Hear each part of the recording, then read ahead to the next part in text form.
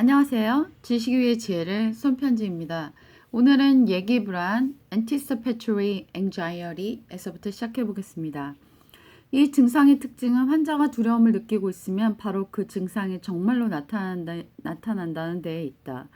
예를 들어 만약 커다란 방에 들어가 많은 사람들과 마주치면 얼굴이 빨개지지 않을까 두려워하는 사람은 실제로 같은 상황에 처했을 때 훨씬 더 얼굴이 빨개지는 경향을 보인다. 이런 상황에서 소원은 생각의 아버지라는 말을 공포는 사건의 어머니라는 말로 바꿀 수 있는 것이다. 정말 아이러니하게도 공포 때문에 진짜로 두려워하던 일이 일어나는 것과 같은 방식으로 꼭 하고 싶다는 강한 의욕이 그 일을 불가능하게 만드는 경우도 있다.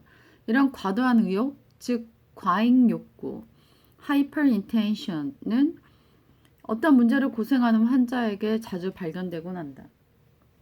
너무 지나치게 잘하려고 노력했을 때 오히려 그 일이 그르쳐지는 경험을 하게 되는 것이다. 앞에서 얘기한 과잉 욕구 외에 지나친 주의 집중, 로고테라피에서 말하는 과잉 투사, hyperinflection이 발병의 원인이 될 수도 있다. 말하자면 병을 일으키게 할 수 있다는 말이다. 다음과 같은 임상 보고를 보면 내가 하는 말을 이해할 수 있을 것이다. 어느 날 젊은 여성이 자신의 어떠한 부분을 호소했다. 병영을 살펴보니 어린 시절 학대를 당해서 그와 같은 증상을 겪고 있는 것이었다. 그리고 본인이 정신분석에 관한 책을 읽고 자신의 충격적인 경험이 언젠가는 대가를 치르게 될 것이라는 끊임없는 두려움 속에 살아왔다는 사실이 밝혀졌다. 이러한 예기 불안은 자신을 확인하고 싶다는 과도한 의욕과 함께 주의를 지나치게 집중하는 결과로 나왔고 그것이 본인에게 질병으로 역할을 하게 되었다. 결국 그녀는 자신의 욕구와 지나친 주의 집중, 과잉 투사를 내려놓게 되었고 그 병을 자연스럽게 치료하는 그 과정에 이르게 되었다.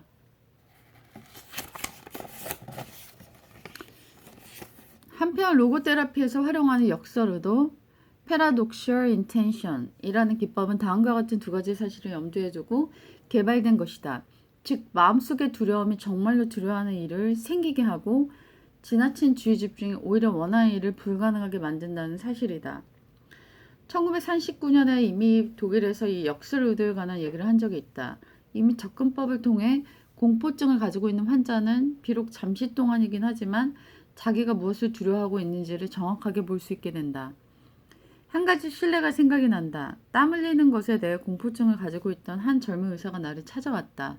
땀을 많이 흘릴 것이라고 생각할 때마다 그 예기 불안이 정말로 많은 땀을 흘리게 만드는 것이었다. 이 순환고리를 끊어버리기 위해서 나는 환자에게 땀을 많이 흘리게 될 것 같은 상황이 발생하면 일부러 사람들에게 자기가 얼마나 땀을 많이 흘릴 수 있는지 보여주겠다. 라는 생각으로 이 문제를 해결하라고 충고했다. 일주일 후 그가 다시 나타나 말했다. 예기 불안을 일으킬 만한 사람을 만날 때마다 속으로 이렇게 말했다는 것이다. 전에는 땀을 한 바가지밖에 안 흘렸지만 이젠 적어도 10바가지는 흘릴걸?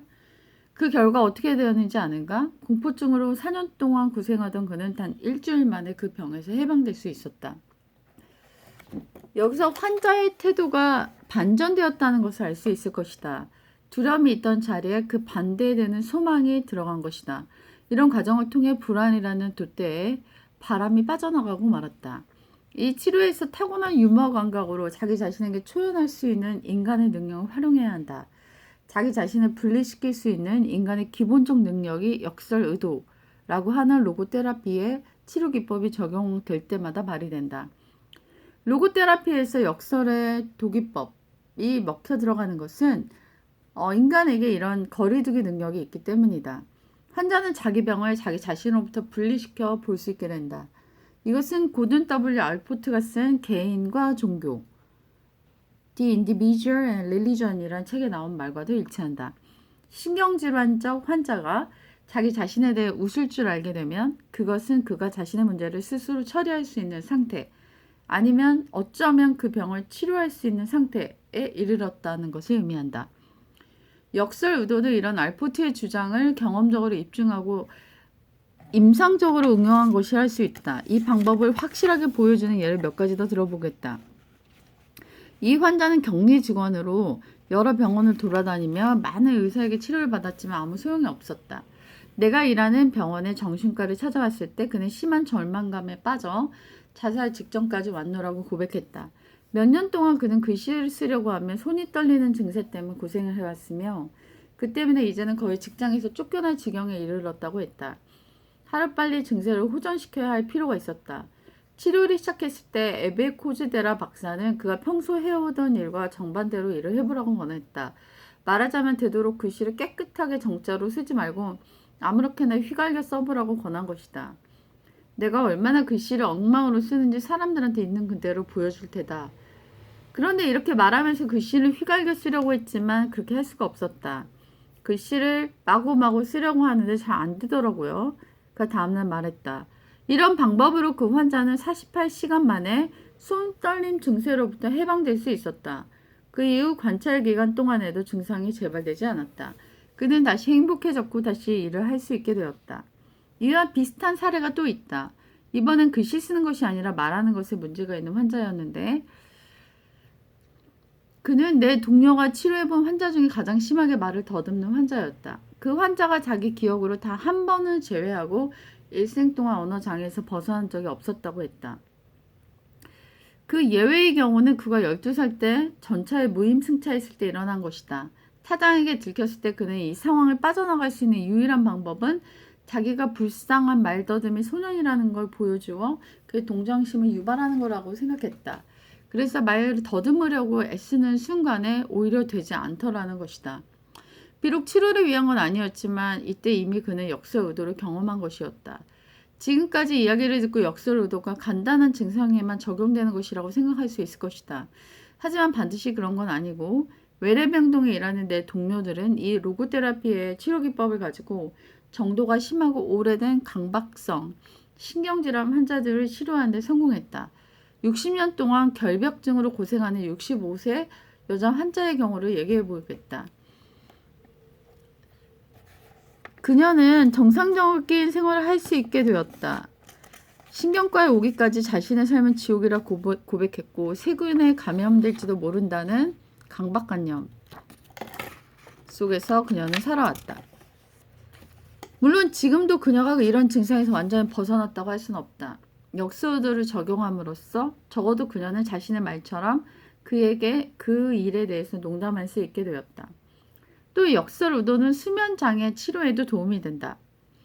불면에 대한 지나친 걱정은 결국 잠을 자야겠다는 과도한 의욕을 갖게 하는데 반대로 잠을 잘 수 없게 만든다는 것이다. 이러한 특별한 두려움을 극복하기 위해 나는 환자에게 잠을 자려고 애쓰지 말고 반대로 잠을 자지 않으려고 해보려고 권했다. 다시 말해서 어떻게든 잠을 자야 한다는 지나친 집착은 잠을 자지 못하게 할 것이라는 예기 불안으로 생긴 것이기 때문에 잠을 자지 않겠다는 역설 의도를 바꿔 놓아야 한다는 것이었다. 그러자 즉시 잠이 오게 되었다. 역설 의도가 만병통치약은 아니다. 하지만 특히 예기 불안 때문에 생긴 강박 충동 상태와 공포증을 치료할 때는 이 기법이 매우 유용하다. 물론 이건 단기적인 치료법이다. 하지만 단기적인 치료법이라고 해서 이 효과가 단기적인 것이라고 단정해서는 안 된다. 에밀 A. 구임하임 박사는 치료기간이 길수록 그 효과도 오래 지속된다라고 말했는데 이것이야말로 프로이드 심리학이 갖고 있는 정통적 오류라고 할 수 있다. 내 차트에는 역설 기법으로 치료받은 환자도 있다. 정말 놀라운 사실 중에 하나는 역설 의도는 발병 원인이 무엇이든 간에 모든 치료에 효과적이라는 것이다. 에디트 바이스코프 요엘슨은 다음과 같은 말을 옳다고 보여주고 있다. 전통적인 정신치료에서는 그 병이 생기게 된 원인을 알아내 그것의 근거를 치료해야 한다고 주장해왔지만 경우에 따라서는 아주 어린 시절에 어떤 병이 원인을 일으킬 수 있고 성인이 된 후 전혀 다른 원인이 이 병을 치유해 줄 수 있다.